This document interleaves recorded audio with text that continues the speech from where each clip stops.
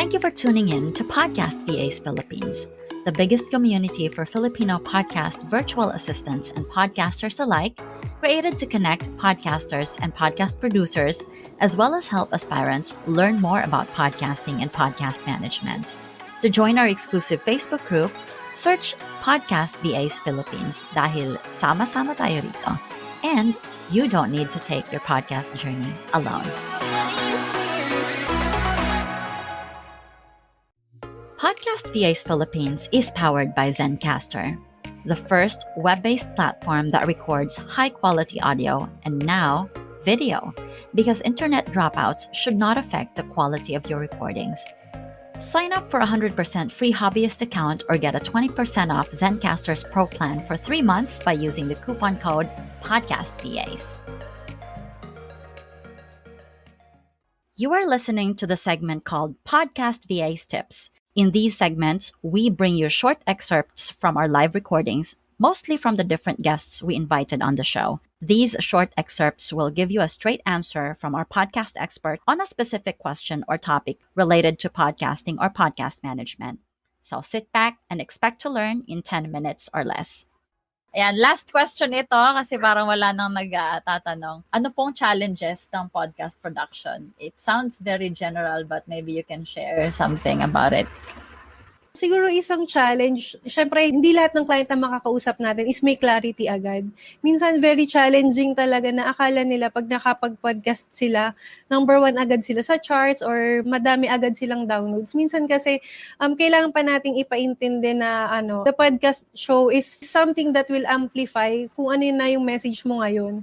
Parang the more na mas kilala mo yung audience mo, mas mare-resonate natin yung mission and the message. Pero if you are a podcaster that thinks na kapag nagka-podcast ka, agad, yung parang celebrity ka agad na, parang magic bullet ba siya Famous or magic, yeah, hindi yun ganun. Parang sa akin, isa yun sa challenge nung pag-offer nung service. Kapag yung client na makakausap mo is medyo, hindi rin nila alam kung ano yung gusto nilang gawin or sino ba talaga yung kakausapin nila. Or minsan, gusto nilang kausapin lahat, which is napakahirap, na parang, gusto kong kausapin yung business owner, gusto ko rin kausapin yung mga may family, gusto ko rin kausapin yung ganyan. Parang, oops, teka lang, tanungin kita, saan mo ba makikita yung audience na yan?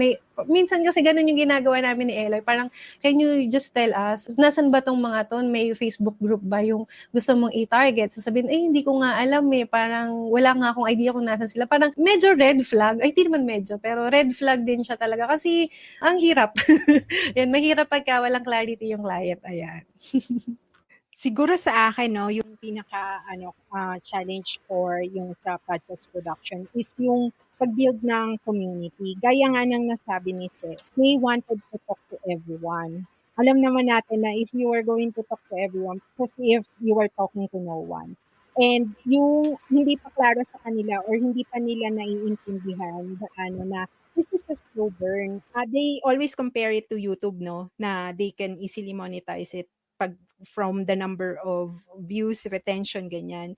Podcast kasi it's not how we do it, the monetization. Hindi ganun yung pag-pattern ng monetization namin, we are really into building this community. Kasi once you build the community, ripple effect na siya. So, yun yung pinaka-challenge ko sa akin, especially kapag sabog yung community niya. Yung hindi niya nga, yung may Facebook group, merong mga email list, pero hindi engage. So, it's very, very hard for me yung ikatlong namin. Yun yung pinaka-challenge sa akin, is yung hanapin talaga yung perfect community for them. Lalo na nga, kung wala pang clarity sa una pa lang. I hope that episode helped. Be on the loop for future episode with loads of learning by subscribing to this podcast on Spotify, YouTube, Amazon Podcast, or wherever you listen to your podcast. Connect with Filipino podcasters, podcast VAs, and aspiring podcast VAs by joining our group. You may also follow us on Facebook, Instagram, and YouTube. Simply search Podcast VAs Philippines. For questions or inquiries, email us at podcastvasph@gmail.com.